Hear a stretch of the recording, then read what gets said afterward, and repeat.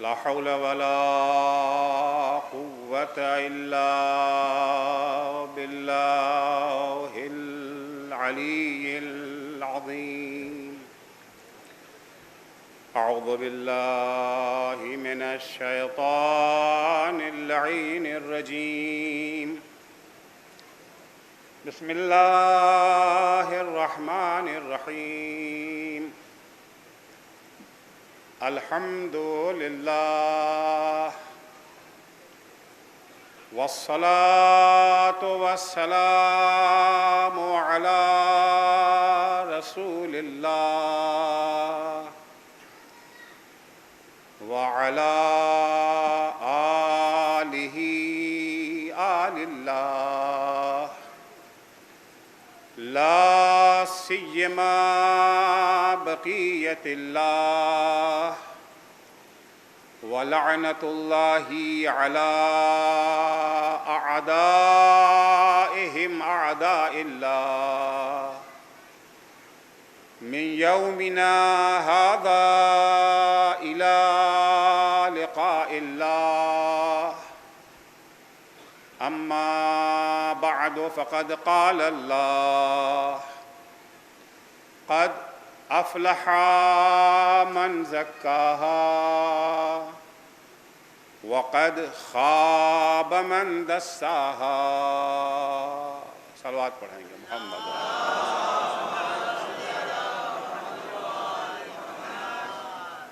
درخواست ہے سورہ فاتحہ کی برائے مرحوم علی اصغر ابن مولانا مومن حسن کربلائی.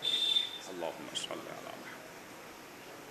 بسم اللہ الرحمن الرحیم. الحمد للہ رب العالمین الرحمن الرحیم مالک یوم الدین ایاک نعبد و ایاک نستعین اهدنا الصراط المستقیم صراط الذین انعمت علیہم غیر المغضوب علیہم ولا الضالین. بسم اللہ الرحمن الرحیم. قل هو اللہ احد اللہ الصمد لم یلد ولم یولد ولم یکن له کفوا احد. بسم اللہ الرحمن الرحیم. قل هو اللہ احد اللہ الصمد لم یلد ولم یکن له کفوا احد. بسم اللہ الرحمن الرحیم. قل هو اللہ احد اللہ الصمد ولم یکن له کفوا احد. اللهم صل علی محمد وعلى عجل. عزیزان گرامی، ہماری اس دنیا میں ابھی بھی کچھ چیزیں ایسی ہیں جو سب کے درمیان کامن اور مشترک ہیں. ان کے بارے میں کسی قسم کا کوئی اختلاف نہیں ہے. ہر انسان اپنی زندگی میں کامیابی چاہتا ہے. مومن بھی چاہتا ہے، کافر بھی چاہتا ہے. متقی و پرہیزگار کو بھی کامیابی پسند ہے، فاسق و فاجر و گنہگار کو بھی کامیابی پسند ہے. جاہل بھی کامیابی چاہتا ہے، عالم بھی کامیابی چاہتا ہے. اس میں کوئی استثناء نہیں ہے. ہمیں نہیں دکھا آج تک کوئی انسان جو ناکامی کا خواہاں ہو. ناکام ہو جائے وہ الگ بات ہے، کامیابی نہ ملے یہ تو ممکن ہے. مگر کوئی کہہ دیجیے مجھے تو کامیابی نہیں چاہیے، مجھے امتحان میں فیل ہونا چاہیے، کوئی نہیں ملے گا ایسا. فیل ہو جائے یہ الگ سی بات ہے. البتہ اس کامیابی کے سلسلے میں دو حصوں میں کچھ لوگ بڑھ جاتے ہیں، انسان بڑھ جاتا ہے. کچھ وہ ہیں جنہیں صرف دنیا کی کامیابی چاہیے، دنیا ہی کی کامیابی کو وہ کامیابی سمجھتے ہیں، اس لیے کہ ان کی نگاہ میں دنیا ہی کی زندگی ہے. اس کے بعد کچھ ہے ہی نہیں، جو کچھ ہے وہ یہی دنیا ہے. اس کے بعد کچھ نہیں ہے. تو ظاہر سی بات ہے جب کچھ نہیں ہے تو اس کے بعد کی آرزو اور تمنا بھی بیکار ہے. لیکن کچھ افراد وہ ہیں جو اس زندگی کے بعد بھی زندگی کے قائل ہیں، جن کی نگاہ میں موت فنا ہو جانا نہیں ہے، مٹ جانا نہیں ہے، قصہ تمام ہو جانا نہیں ہے، جن کی نگاہ میں موت اصلی زندگی سے جوڑنے کا ذریعہ ہے. جو موت سے پہلے کی زندگی اور موت کے بعد کی زندگی کو جو چیز جوڑ دیتی ہے، جو چیز پل کا کام کرتی ہے، اسے موت کہتے ہیں. ظاہر سی بات ہے آج کل تو پل پر آپ بغیر ٹول دیے جا بھی نہیں سکتے ہیں نا. تو یہ وہ پل ہے جس کے لیے ٹول بھی دینا پڑے گا. جن کی نگاہ میں اس دنیا کے بعد بھی زندگی ہے، وہ اس دنیا میں بھی زندگی چاہتے ہیں اور اس زندگی میں بھی جو ہے وہ کامیابی چاہتے ہیں. موت سے پہلے والی زندگی میں بھی کامیابی، موت کے بعد والی زندگی. ربنا آتنا فی الدنیا حسنہ وفی الآخرۃ حسنہ. نہ انہیں صرف آخرت کی کامیابی چاہیے، نہ صرف دنیا کی کامیابی چاہیے، دنیا میں بھی کامیاب، آخرت میں بھی کامیاب. صلوات پڑھیں گے محمد و آل محمد پر. البتہ آخرت کی کامیابی ان کی نگاہ میں اتنی اہم ہے کہ اگر کبھی دنیا کی کامیابی آخرت کی کامیابی سے ٹکرا جائے وہ دنیا کی کامیابی کو ٹھوکر مارنے کو تیار ہو جاتے ہیں، مگر آخرت کی کامیابی کا سودا کرنے کے لیے تیار نہیں ہوتے ہیں. تو عزیزو، کامیابی سب کو چاہیے، دنیا میں بھی کامیابی، آخرت میں بھی کامیابی. اب ظاہر سے بات ہے دنیا کی کامیابی کیسے کی جاتی ہے اسے بیان کرنے کی ہمیں کوئی خاص ضرورت نہیں ہے، سب لوگ اسے اچھی طرح سے جانتے اور واقف ہیں. آخرت کی کامیابی کیا ہے؟ آخرت کی کامیابی کا مطلب کیا ہے؟ دیکھیے، جو لوگ آخرت پر یقین رکھتے ہیں ان سے گفتگو ہے. ظاہر سے بات ہے جو آخرت کے قائل نہیں ہیں ان سے گفتگو ہے ہی نہیں ہے. جو آخرت پر یقین رکھتے ہیں ان کی نگاہ میں آخرت میں جو ہمارا انجام ہے وہ دو شکلوں میں ہے، یا جنت یا جہنم. آخرت میں جو ہمارا انجام ہے، جو ہمارا ٹھکانہ ہے، دو ہی ٹھکانے ہمارے ہیں. ہم دنیا میں اپنا ٹھکانہ اور مسکن جیسا چاہیں بنا لیں. جھوپڑا پسند ہے جھوپڑا بنا لیں، گاؤں میں پسند ہے گاؤں میں بنا لیں، شہر میں پسند ہے شہر میں بنا لیں. 2 منزلہ 10 منزلہ 50 منزلہ 100 منزلہ ہیرے موتی جوڑ لیں، سونا چاندی لگا لیں، وہ ہمارے اپنے اختیار میں کچھ بھی کر سکتے ہیں. آخرت میں جبر بھی ہے اور اختیار بھی ہے. جبر یہ ہے کہ ٹھکانہ دو ہی ہے، تیسرا نہیں ہے. دو ہی ٹھکانہ ہے، چننا ہے انہی دو میں سے. یہ تو آپ کو اختیار ہے کہ آپ جنت میں رہیں یا جہنم میں رہیں، یہ آپ کے اختیار میں. یہاں جبر نہیں ہے، یہاں مجبور نہیں ہے، آپ کو اختیار ہے. آپ اپنا مسکن جنت میں چنیں یا جہنم میں چنیں، لیکن چننا انہی دو میں سے کسی ایک کو ہے. کوئی یہ کہے ہم نہ یہاں جائیں گے نہ وہاں جائیں گے، یہ نہیں ہو سکتا ہے دونوں میں سے ایک.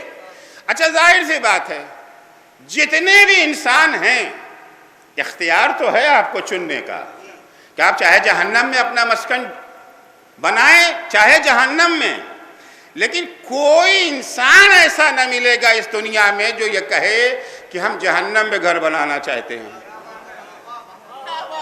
اختیار تو ہے، آزادی تو ہے اس بات کی، مگر ایک انسان بھی نہیں ہے. شقی سے شقی ترین انسان کو آپ نگاہ میں رکھیے، اس سے پوچھئے جس پر جنت کی خوشبو بھی حرام ہے، اس کی بھی خواہش کیا ہے؟ ٹھکانہ کہاں ہو ہمارا؟ جنت. آخرت کی کامیابی، دنیا میں بھی کامیابی یہی ہوتی ہے نا کہ آپ کا جو مقصد ہے وہ پورا ہو جائے. کامیابی یہی تو ہے نا. آپ امتحان میں پاس ہونا چاہتے تھے، پاس ہو گئے. کاروبار میں آپ زیادہ سے زیادہ فائدہ کمانا چاہتے تھے، حاصل ہو گیا. کھیت میں اگر کام کرتے تھے، کسان ہے بہترین فصل چاہتے تھے، وہ مل گئی. یہی تو کامیابی ہے نا. مقصد کا پورا ہو جانا ہی کامیابی ہے. آخرت میں سب کا مقصد ایک، سب کی خواہش یہی ہے کہ ہمیں جنت جانا نصیب ہو، ہمارا ٹھکانہ ہمارا مسکن جنت پہ ہو. تو اگر جنت میں پہنچ گئے تو کامیابی، اور اگر جنت تک نہ پہنچ سکے تو ناکامی. صلوات پڑھیں گے محمد و آل محمد پر. تو جانا سب کو جنت میں ہے، کامیاب سب ہونا چاہتے ہیں. کامیابی کیا ہے آخرت کی؟ جنت تک پہنچ جانا. جہنت تک یہ جو ہے وہ رسائی. اب ظاہر سی بات ہے کہ جیسے دنیا میں کامیابی خامخواہ تو نہیں مل جاتی، بلا وجہ تو نہیں ملتی، کچھ نہ کچھ تو اس کے لیے کرنا پڑتا ہے. اسی طریقے سے آخرت کی کامیابی بھی جو ہے اس کا بھی ایک راستہ ہے، ایک نظام ہے، ایک سسٹم ہے. اس راستے پر چلیں گے تو وہ کامیابی ملے گی، ورنہ نہیں ملے گی. دو چار کی باتیں ہیں، کوئی گہری اور عمیق اور پیچیدہ باتیں نہیں ہیں. اب وہ راستہ کیا ہے یہ جاننا بہت ضروری ہے. وہ راستہ کیا ہے؟ راستہ بتانے والے تو بہت سارے ہیں. یہ کرو تو تمہیں یہ مل جائے گا، یہ کرو تو تمہیں یہ مل جائے گا. روزانہ اشتہار میں، اخبار میں، پوسٹر میں، ٹیلی ویژن میں، ہر جگہ پر جتنے بھی یہ جو ہے سوشل میڈیا ہیں سب کے اوپر ہر ایک کوئی اپنے اپنے مطابق راستہ تو بتاتا ہی ہے. لیکن ظاہر سی بات ہے ہم ہر راستے پہ تو چلتے نہیں ہیں. ابھی آج کل یہ کووڈ پھیلا ہوا ہے، کورونا ہے، کتنے نسخے آتے رہتے ہیں. ہر بابا کا اپنا نسخہ ہے، ہر بابا کا اپنا ایک نسخہ ہے. لیکن ہر ایک کی بات آپ مان لیتے ہیں؟ نہیں نہ مانتے. جتنے منہ ہیں اتنے نسخے ہیں، لیکن ہر نسخہ آپ نہیں مانتے ہیں، بلکہ انتخاب کرتے ہیں، چنتے ہیں اس میں سے. ظاہر سی بات انتخاب کے لیے دیکھتے ہیں کہ یہ جو ہے بتانے والے کا یہ جو ہے مبلغ علم کیا ہے، اس کی بات میں سچائی کتنی پائی جاتی ہے، صداقت، ساری چیزیں دیکھتے ہیں نا. ہمیں آخرت میں کامیابی کا نسخہ چاہیے، وہ راستہ جو ہمیں آخرت میں کامیاب بنا سکے. یہ ہماری فطری خواہش ہے جو ہر ایک کے پاس پائی جاتی ہے. اب ظاہر سی بات ہے وہاں کا راستہ بتانے والا خدا سے بہتر کون ہو سکتا ہے؟ اللہ سے بہتر کون ہو سکتا ہے؟ نہ اللہ کے برابر کسی کا علم. لفظ برابر بھی میں یہ جو ہے مجبوراً کہہ رہا ہوں. نہ تو اس کے برابر کسی کا علم، نہ اس کے برابر کسی کا اخلاص، نہ اس کے برابر کوئی ہم سے محبت کرنے والا، نہ اس کے برابر کوئی ہمارا خیر خواہ. اس معبود نے کوئی راستہ بتایا ہے کہ نہیں بتایا ہے؟ سوال بہت اہم سوال ہے. سوال 1400 سال پہلے کا نہیں ہے کہ پرانی باتیں لے کر کے بیٹھ گئے ہیں. سوال آج کا ہے، اور یہ وہ سوال ہے جو ہمیشہ تازہ رہے گا. یہ سوال کبھی پرانا نہیں ہونے والا ہے، کہنا نہیں ہونے والا ہے. آیا پروردگار نے اس کامیابی کا راز، اس کامیابی کا راستہ بتایا؟ ہاں بتایا ہے، اور وہ بھی قسم کھا کے بتایا ہے. وہ خدا جو محتاج قسم نہیں ہے، وہ خدا قسم کھا کے راستہ ہمارے لیے بیان کر رہا ہے. وہ بھی ایک قسم نہیں، 11 قسمیں. 11 قسمیں پروردگار نے قرآن مجید میں قسمیں کھائی ہیں. کہیں ایک قسم ہے، کہیں 2 قسم ہے، کہیں 3 قسم ہے، کہیں 4 قسم ہے. یہاں 11 قسمیں پروردگار نے کھائی ہیں. قسم کس لیے کھائی جاتی ہے؟ ظاہر سی بات ہے ہمارے سماج میں قسم اس لیے کھائی جاتی ہے کہ ہم اگر کوئی بات کہتے ہیں تو سننے والے کو ہماری کہی ہوئی بات میں 2 احتمال ہوتا ہے.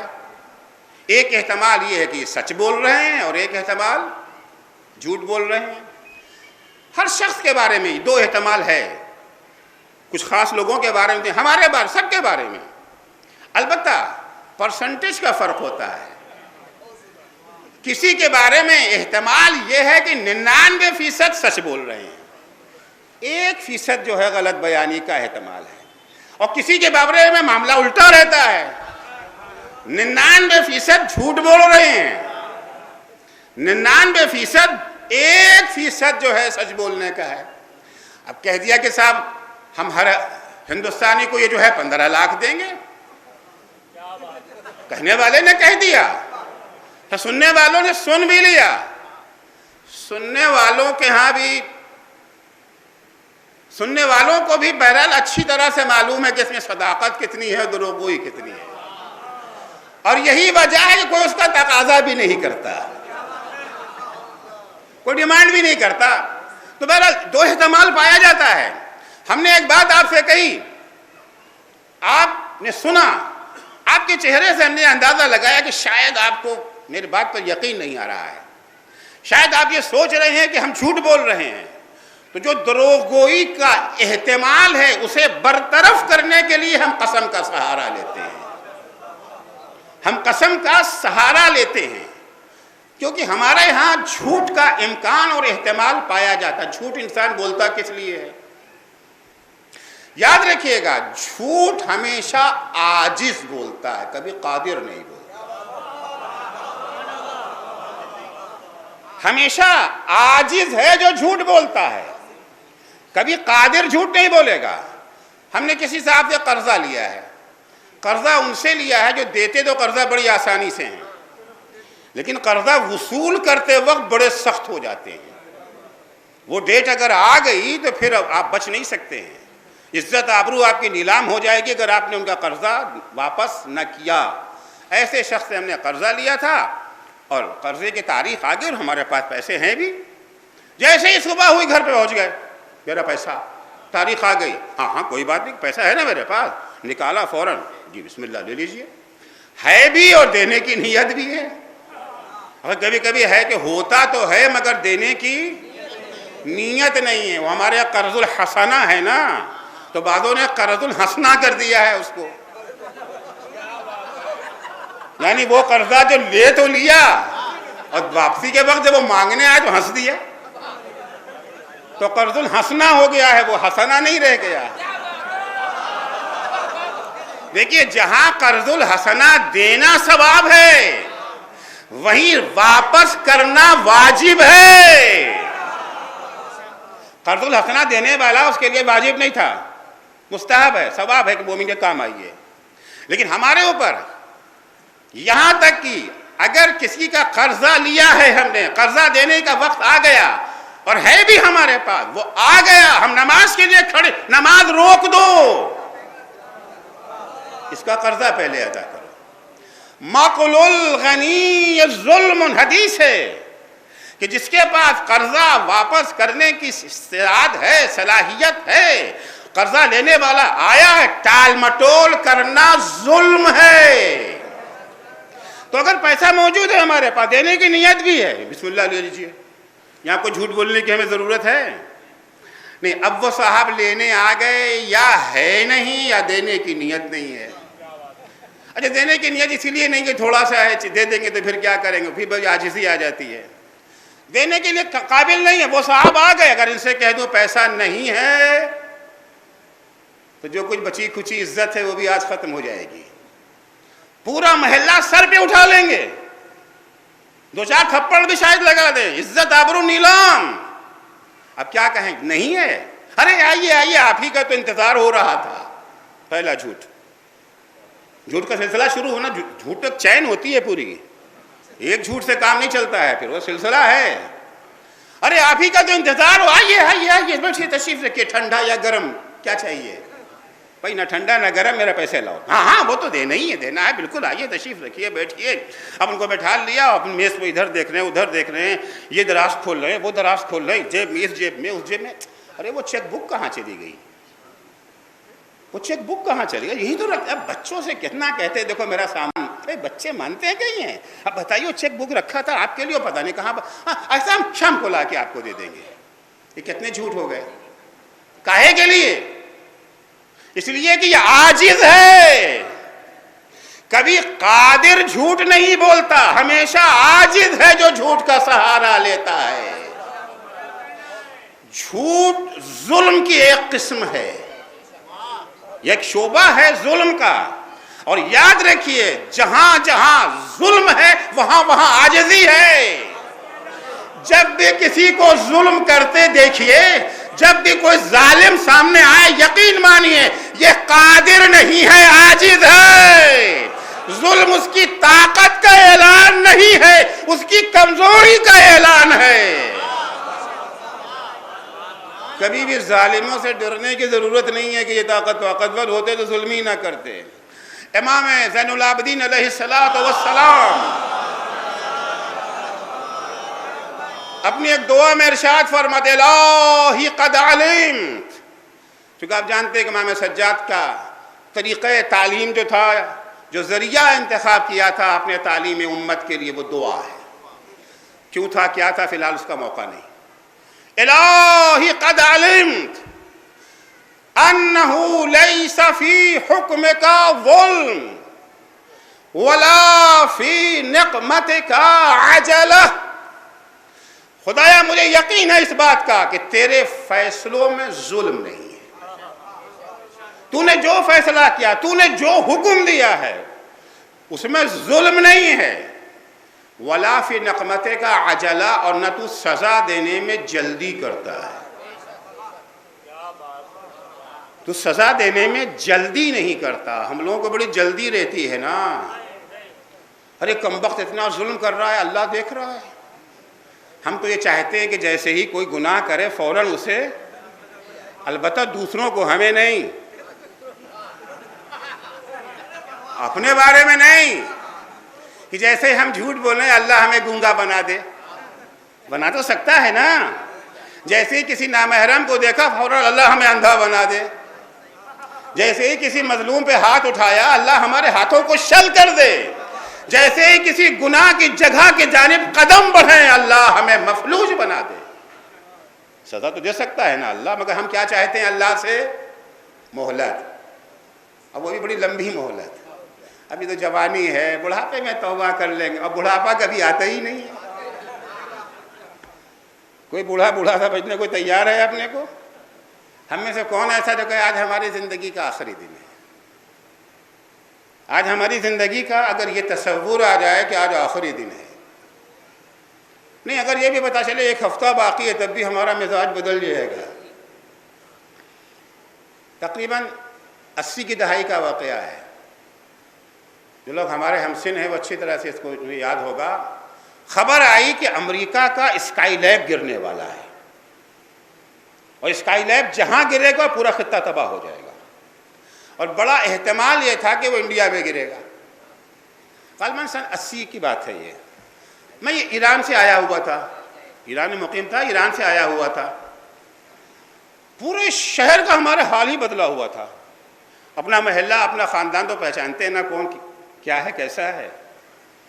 جو کبھی ایک وقت کی نماز نہیں پڑھتے تھے اسے مصلی چھوٹ نہیں رہا تھا، کیونکہ احتمال یہ تھا یہی گرے گا ختم، اب 2-4 دن کی زندگی اس سے زیادہ کی نہیں ہے۔ سب کے چہرے بدلے ہوئے ہیں، بالکل سارے مومن کی علامتیں چہرے سے نظر آ رہی ہیں، سب مصلی میں بیٹھے ہیں۔ خیر وہ اسکائی لیب گرا، مگر انڈیا میں نہیں گرا، یا آسٹریلیا وغیرہ قریب سمندر میں گرا۔ ہاں اب بچ گئے، پھر وہی فَإِذَا هُمْ يُشْرِكُونَ، قرآن کہتا ہے نا اذا ركبوا في الفلك دعوا الله مخلصين له الدين فلما نجيناهم الى البر فاذا هم يشركون۔ اگر بعضوں کا ایمان جو ہے وہ آم کی طرح فصلی ہوتا ہے، جیسے آم کی ایک فصل ہے نا، ایسے ان کی ایمان کی بھی ایک فصل ہوتی ہے، ایک موسم ہوتا ہے، جب وہ موسم آتا ہے تو مومن ہو جاتے ہیں۔ البتہ ہر ایک کی فصل کے ٹائمنگ الگ الگ ہے، کسی کے ایمان کا موسم ہوتا ہے 1 محرم سے لے کر کے 8 ربیع الاول تک۔ 1 محرم، ٹی وی بند کرو ٹی وی، کیوں بھائی کیا بات ہے؟ ارے محرم کا چاند نکل آیا، بھائی یہ ٹی وی حلال ہے یا حرام؟ اگر حلال ہے تو بند کیوں کرو، محرم ہو یا رمضان؟ اور اگر حرام ہے تو کھولا کیوں تھا؟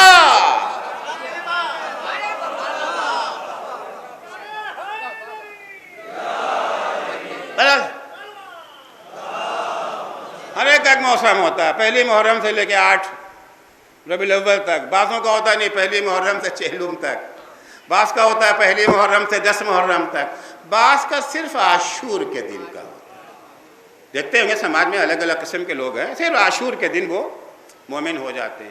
بعضوں کا ایمان جاگتا ہے ماہ رمضان میں، اور بعضوں کا رمضان میں بھی صرف افطار کے موقع پر جاگتا ہے، افطار کے موقع پر۔ روزہ نہیں رکھتے، نماز نہیں، افطار میں سب سے آگے کسی نے پوچھ لیا بھیا آپ کا افطار سے کیا تعلق؟ نماز آپ نہیں پڑھتے، روزہ آپ نہیں رکھتے؟ کہا ہاں ٹھیک ہے، میں نماز نہیں پڑھتا، روزہ نہیں رکھتا، خمس نہیں ادا کرتا، کیا چاہتے ہو پکا کافر ہو جاؤں؟ کہ میں افطار بھی نہ کروں؟ تو ہر ایک کا الگ الگ جو ہے وہ موسم ہوتا ہے، کوئی کبھی جاگتا ہے، کوئی کبھی جاگتا ہے. تو بہرحال خواہش ہماری کیا ہوتی ہے؟ سارے گنہگاروں کو سزا مل جائے سوائے ہمارے. ہمیں مہلت ملے، اور مہلت کب تک ملے؟ جتنی مہلت اللہ نے ابلیس کو دی ہے اس سے بھی زیادہ ہمیں چاہیے، اس سے بھی زیادہ. ہمیں کسی لمحے میں تیار ہے توبہ کرنے کے لیے. 60 سال کے ہو گئے، 67 سال کا میں ہو گیا، ابھی بھی اپنے کو یہ سمجھنے کو تیار نہیں ہو کہ جانا ہے، ابھی بھی سمجھنے کو تیار نہیں ہے. ہارٹ اٹیک بھی ہو گیا، ایکسیڈنٹ بھی ہو گیا، یہ بھی ہو گیا، وہ بھی ہو گیا، کورونا، سب کچھ ہو چکا، مگر ابھی بھی امید ہے نہیں ابھی بھی جئیں گے. ورنہ اگر یقین ہو جائے کہ اب زندگی کے آج آخری دن ہے، حالانکہ ایک مومن کی شان ہونی یہی چاہیے، ہر ایک کو توقع کی سزا جلدی ملے. مگر دوسروں امام فرماتے ہیں مگر اللہ سزا دینے میں جلدی نہیں کرتا، فیصلوں میں ظلم نہیں ہے، سزا دینے میں جلدی نہیں ہے. کیوں؟ امام فرماتے انما یعجل من یخاف الفوت، سزا دینے میں جلدی وہ کرتا ہے جسے ملزم کے ہاتھ سے نکل جانے کا خوف ہو. جلدی کرو، بھاگ جائے گا، پکڑو اسے، پکڑو، سرحدوں کو سیل کر دو، بھاگ جائے گا. یہ بیچارے جو اپنے کو حاکم کہتے ہیں کتنے حقیر ہیں، اپنے علاقے میں رہنے والے محکوموں پر بھی قدرت نہیں رکھتے. ہندوستان میں جرم کر کے بھاگ جائیں گے، پاکستان چلے جائیں گے، پاکستان کا جرم کر کے انڈیا چلے آئیں گے، ایشیا میں جرم کر کے یورپ امریکہ چلے جائیں گے تو بچ جائیں گے نا. ہندوستان میں آپ کتنا ہی بڑا جرم کر گیا، پاکستان چلے گئے، مودی صاحب کتنی ڈینگ مارتے رہے، پکڑ کے لا سکتے ہیں؟ اب تک تو ایک کو لا نہ سکے، اب تک تو ایک کو نہیں نہ لا سکے. ہاں ہندوستان کے دائرے میں جو رہیں گے ان پر اختیار ہے، جتنا چاہیں ان کے اوپر ظلم کے پہاڑ توڑتے رہیں، کون پوچھنے والا ہے. لیکن اس کے بعد عاجز، امریکہ میں جرم کر کے کہیں اور افریقہ چلے جائیں، وہ عاجز. مگر اللہ اصلی حاکم تو وہ ہے، بھاگ کے کہاں جاؤ گے؟ حق تو یہ ہے اگر زندگی کا قید خانہ بھی توڑ کے بھاگ نکلے، پلٹ کے تمہیں ہمارے ہی پاس آنا ہے. صلوات پڑھیں گے محمد و آل محمد پر. جاؤ گے کہاں؟ امام فَإِنَّمَا يَعْجَلُ مَنْ يَخَافُ الْفَوْتَ، جلدی اسے ہوتی ہے جسے مجرم کے ہاتھ سے نکل جانے کا خوف ہو. وَإِنَّمَا يَحْتَاجُ إِلَى الظُّلْمِ الضَّعِيفِ، اور ظلم کا سہارا ہمیشہ کمزور لیتا ہے. اللہ ظالم نہیں ہے اس لیے کہ وہ قادر ہے. صلوات پڑھیں گے محمد و آل محمد پر. پھر وہ خدا قسم کیوں کھا رہا ہے؟ اس کے اندر جھوٹ کا امکان نہیں ہے، جھوٹ کی گنجائش نہیں ہے، پھر وہ خدا قسم کیوں کھا رہا ہے؟ قسم کی ایک اور وجہ ہوتی ہے، بات میں زور پیدا کرنا، اہمیت کو سمجھانا کہ جو بات کہی جا رہی ہے ایک کان سے سن کر کے دوسرے کان سے اڑا مت دینا، بڑی اہم بات ہے. لہذا وہ اللہ جو قسم کا محتاج نہیں ہے وہ قسم کھا رہا ہے. کہیں ایک قسم والعصر ان الانسان لفی خسر، کہیں پر دو قسم والضحى واللیل اذا سجا، کہیں کے پر 3 قسم ہے واللیل اذا یغشا والنہار اذا تجلی وما خلق الذکر والانثى، کہیں پہ 4 قسم والتین والزیتون وطور سنین وہذا البلد الامین، 4 قسم، مگر یہ بیان کرنے کے لیے کہ آخرت میں کامیابی کا ذریعہ کیا ہے، وہ راستہ کون سا ہے جو تمہیں دنیا میں بھی کامیاب بنائے گا، آخرت میں بھی کامیاب بنائے گا. پروردگار 11 قسمیں کھا کر کے اعلان کرتا ہے بسم اللہ الرحمن الرحیم والشمس وضحاها والقمر اذا تلاها والنهار اذا جلاها والليل اذا يغشاها ونفس وما سواها فألهمها فجورها وتقواها قد افلح من زکاها وقد خاب من دساها. صلوات پڑھیں گے محمد و آل محمد. 11 قسمیں پروردگار نے کھائی ہے. موضوع کی اہمیت کو سمجھیے. 11 قسمیں پروردگار کھا رہا ہے اور یہ قسمیں بھی اس سورے میں ہیں. مسلمان کسی سورے کو پہچانے یا نہ پہچانے، اس سورے کو ضرور پہچانتا ہے، کیونکہ یہ وہ سورہ ہے کہ جو اس نماز میں پڑھا جاتا ہے جو کسی سے نہیں چھوٹتی. صبح کے پڑھیں نہ پڑھیں، یومیہ پڑھیں نہ پڑھیں، مگر یہ نماز نہیں چھوٹتی ہے. یہ سورہ سب کو معلوم ہے. اس میں البتہ یہ سورہ پڑھنا واجب نہیں ہے، یعنی جب نماز عید واجب ہوگی تب بھی یہ واجب نہیں ہے، مستحب ہے. مگر اتنا اہم سورہ ہے، اگر کوئی شامت کا مارا مولوی نماز عید میں یہ سورہ نہ پڑھے پھر دیکھیے وہ کتنا بڑا امام باقی بچتا ہے. ارے مولانا نے وہ تو سورہ نہیں پڑھا. کون سا سورہ؟ سورہ کا نام نہیں معلوم، سورہ کا نام نہیں معلوم. ارے وہ کون سا سورہ؟ اما وہ ہاہا والا سورہ تو پڑھا ہی نہیں، سورہ کا نام بھی نہیں معلوم ہے. اتنی اہمیت اس کی بہت ہے، جبکہ نہ پڑھنے میں کوئی حرج نہیں ہے. مستحب ہے کہ سورہ پڑھا جائے، بہتر ہے. لیکن اگر نہ بھی پڑھیں، نماز صحیح ہے، نماز پہ کوئی اثر نہیں پڑتا ہے. لیکن نہیں، بہرحال ہمارے ہاں تو ہر چیز رسم و رواج کی پابند ہے نا. ہم اللہ کے بندے نہیں ہیں، رسم و رواج کے بندے ہیں. ہمارے بزرگوں نے اگر اچھی رسم قائم کر دی تو اس کو بھی مانتے ہیں. کوئی مستحب رسم قائم کر کے چلے گئے، ہم اس کو بھی مانتے ہیں. کوئی واجب رسم قائم کر کے چلے گئے، اسے بھی مانتے ہیں. اور اگر کوئی حرام رسم قائم کر کے چلے گئے، اب وقت نہیں ہے کہ میں اس موضوع کو اور چھیڑوں. بہت سارے اس میں حرام ہیں، ناجائز ہیں، جائز نہیں ہے، مگر نہیں ہوتا آیا ہے. اب کوئی فقیہ لاکھ کہے، کوئی مرجع لاکھ کہے، آپ قرآن کی آیتوں کو پیش کریں، حدیثوں کو پیش کریں، سب ٹھکرا دیں گے، رسم کو ٹھکرانے کو تیار نہیں ہوں گے. تو ہم بندے یہ خدا نہیں ہے، بندے یہ رسم و رواج ہے. ساری چیزیں ہماری رسم و رواج کے تحت چلی آ رہی ہیں. پروردگار اعلان کر رہا ہے. کامیابی کا نسخہ کیا؟ وقت کم رہ گیا ہے عزیزو. کامیابی کے لیے اللہ کیا کہہ رہا ہے 11 قسم کھا کے؟ قد افلح من زکاہا. کامیاب وہی ہیں جو اپنے نفسوں کا تزکیہ کر لیں. کیا ہے یہ تزکیہ؟ کیا کریں؟ صابن لگائیں، وائٹیکس ڈال دیں اس کے اندر، کریں کیا؟ ایک گلاس وائٹیکس پی لیں، نفس کا تزکیہ ہو جائے گا.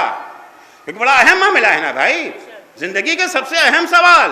کامیابی دنیا میں بھی کامیاب، آخرت میں بھی کامیاب. قد افلح من زکاہا. کیا ہے یہ تزکیہ؟ عربی لفظ ہے. عربی زبان میں اسے استعمال کیا جاتا تھا کسان کے لیے. زک الفلاح، کسان نے کھیت کا تزکیہ کیا، باغبان نے باغ کا تزکیہ کیا. پہلے وہاں استعمال ہوا، پھر اللہ نے اس کو نفس انسانی کے استعمال کیا. قد افلح من زکاہا. کسان نے کھیت کا تزکیہ کیا، عسکری نے نفس کا تزکیہ کیا. تو پہلے کھیت کا تزکیہ سمجھ لیں تو نفس کا تزکیہ خود بخود معلوم ہو جائے گا. کھیت کا تزکیہ کیا ہے؟ کسان اپنے کھیت کے تزکیے کے لیے 2 کام کرتا ہے. پہلا کام اپنے کھیت کو، اپنے باغ کو خوراک دیتا ہے، غذا فراہم کرتا ہے. کھیت کی خوراک کیا ہے؟ کھاد، پانی، سورج کی روشنی، حرارت، یہ سب ہے نا، یہ اس کی خوراک ہے. تو ایک کام کیا ہے؟ کھاد. وقت پہ کھاد دے، وقت پہ پانی دے، سینچائی کرے، مناسب روشنی سورج کی ملتی رہے، دھوپ ملتی رہے. اگر ان میں سے کوئی ایک چیز کم ہو جائے گی تو فصل پر اثر پڑے گا. دوسرا کام کیا کرتا ہے؟ اپنی فصل کو آفتوں اور بلاؤں سے بچاتا ہے.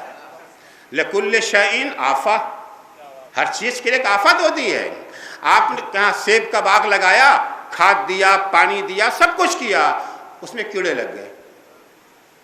کیڑے کیا ہیں؟ یہ آفت ہیں. بعض فصلیں ہوتی ہیں سردی زیادہ پھر پالا پڑ گیا. پالا کیا ہے؟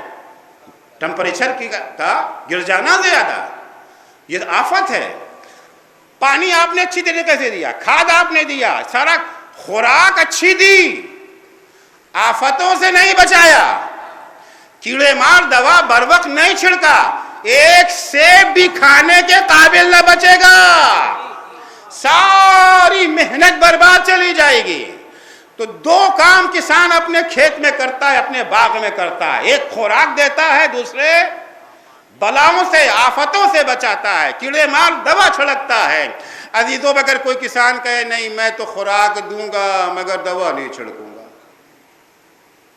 اس کی فصل کامیاب ہوگی؟ نتیجہ ملے گا؟ نہیں ملے گا. یا نہیں، دوائیں تو کیڑے مار دوائیں خوب چھڑکیں گے، سچائی نہیں کریں گے، کھاد نہیں دیں گے، مناسب حرارت نہیں دیں گے، یا غذا میں کوتاہی یا بلاؤں سے بچانے میں کوتاہی، دونوں صورتوں میں اس کی کھیتی برباد ہو جائے گی، اس کا باغ تباہ ہو جائے گا. اگر کامیاب کھیتی کرنا ہے، اگر باغ کو کامیاب بنانا ہے، خوراک بھی مناسب دینا ہے، بلاؤں سے بھی بچانا ہے. عزیزو، یہی لفظ اللہ نے نفس انسانی کے بارے میں استعمال کیا. قد افلح من زکاہا، کامیاب وہ ہیں جنہوں نے نفس کا تزکیہ کر لیا. یعنی ہمیں بھی اپنے نفس کو غذا بھی پہنچانا ہے اور اپنے نفس کو بلاؤں سے بھی بچانا ہے.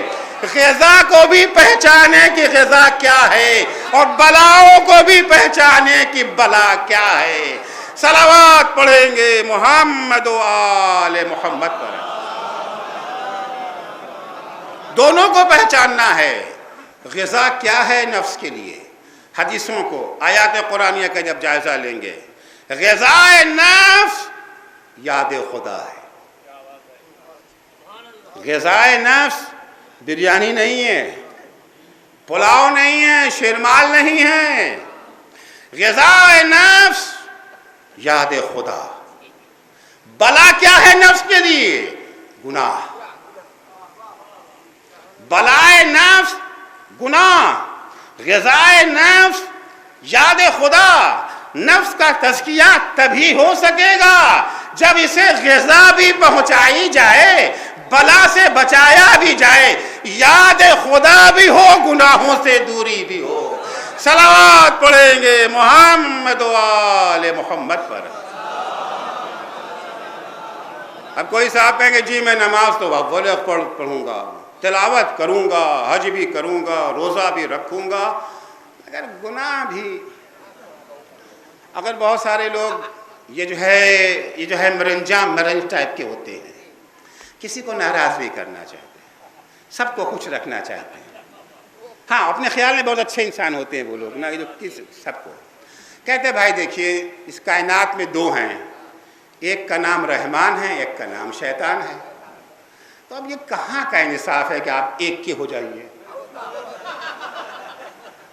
رحمان کو اس کا حق دے دیجئے، شیطان کو اس کا حق دے دیجئے. رحمان کا حق یہ تھا کہ اس کی نماز پڑھ لیا، روزہ رکھ لیا، تلاوت قرآن، حج کرائے. اب شیطان کا حق یہ ہے کہ تھوڑا سا گناہ کر لے. جی ڈانس محفل ہوتی ہے، پہلے حدیث قصہ پڑھی جاتی ہے. یہ قصہ کہانی نہیں سنا رہا، حقیقت ہے، واقعیت ہے. ڈانس پارٹی، ارے دور کیوں جاتے؟ اپنی شادیاں دیکھ لیجئے نا، اپنے شادیوں میں دیکھ لیجئے. حدیث کیسا کہاں حدیث کیسا نہیں ہوتی مجھے بتائیے. کسی کی بھی شادی ہو، گنہگار سے گنہگار ترین شادی ہو، وہاں پر بھی جہاں کھلے عام لڑکے لڑکیاں ڈانس کر رہے ہیں اسٹیج پہ آ کر کے، جہاں دسترخوان پہ شراب کی بوتل رکھی جاتی ہے، وہاں بھی حدیث کیسا مودی صاحب سے پڑھا ہے. یا تو کیا کہنا ان مودی صاحب کا جو وہاں حدیث کیسا پڑھ کے آتے ہیں. کتنے باکمال ہیں وہ مولوی صاحب بھی، تو کوئی معمولی شخصیت تھوڑی ہے، معمولی شخصیت نہیں ہے، پورا حرام کا کاروبار ہے، پورا بزنس حرام کا ہے، مگر بہت بڑے عزادار بھی تو ہیں۔ ارے صاحب شرمال سے کب تو ان کے تبرک بڑھتے ہی نہیں ہے، روزانہ بریانی بڑھتی ہے، روزانہ کھانا کھلایا جاتا ہے، مگر کاروبار بزنس کاہے کا چل رہا ہے؟ وہی تھنکنگ وہی ہے، رحمان کو بھی خوش کرو، شیطان کو بھی خوش کرو۔ شیطان خوش ہوا یا نہیں ہوا یہ تو ہم نہیں جانتے، مگر رحمان ہرگز نہیں خوش ہو سکتا، کیونکہ رحمان وہ ہے جس کا دعویٰ ہے انما یتقبل اللہ من المتقین، اللہ فقط پرہیزگاروں کے عمل کو قبول کرتا ہے۔ صلوات پڑھیں گے محمد و آل محمد کا۔ کیا ہے کہ صاحب ہم تو عزادار امام حسین ہیں، ہمیں کیا پرواہ ہے؟ کس نے آپ کے ذہن میں ڈالا؟ امام حسین نے کہا ہے، امام حسین نے کہا ہے کہ ہم پہ گناہ کرو بے فضل ما شئت، جتنا چاہو ہم پر رو، فضل ما شئت، جتنا چاہو گناہ کرو، امام حسین نے کہا ہے۔ اگر یہ ہوگا تو لشکر عمر صاحب سب جنتی تو ہوگا نا۔ علی اصغر کو جب لے کے امام حسین آئے تھے، ہمیشہ سنتے ہیں نا، لشکر عمر سعد رویا یا ہنسا؟ کس بات پہ رویا تھا؟ مظلومیت علی اصغر پہ رویا تھا نا۔ کس بات پہ رویا تھا؟ کوفے کی عورتیں کس لیے روئی تھیں؟ جناب زینب نے انہیں دعا دی تھی یا بد دعا؟ اب ان کے ہاں تو ناانصافی تو نہیں نا ہے کہ ہم روئیں اور گناہ کریں تو ہمیں دعا ملے گی، وہ روئیں اور گناہ کریں تو انہیں بد دعا ملے گی۔ تزکیہ شرط کامیابی کیا ہے یاد رکھیے گا۔ نقطوں کی مجلس نہیں پڑھ رہا ہوں، قرآن کی مجلس پڑھ رہا ہوں، حدیثوں کی مجلس پڑھ رہا ہوں، اپنا ایک جملہ نہیں ہے ہمارا، جو کچھ ہے سب خدا اور رسول کا بیان کیا ہوا ہے، اپنا کچھ بھی نہیں ہے۔ قد افلح من زکاہا، کامیاب یقیناً وہی ہوں گے جو نفس کا تزکیہ کریں گے۔ تزکیہ نفس کیا ہے؟ یاد خدا اور گناہوں سے دوری، دونوں ضروری ہیں، دونوں اہم ہیں۔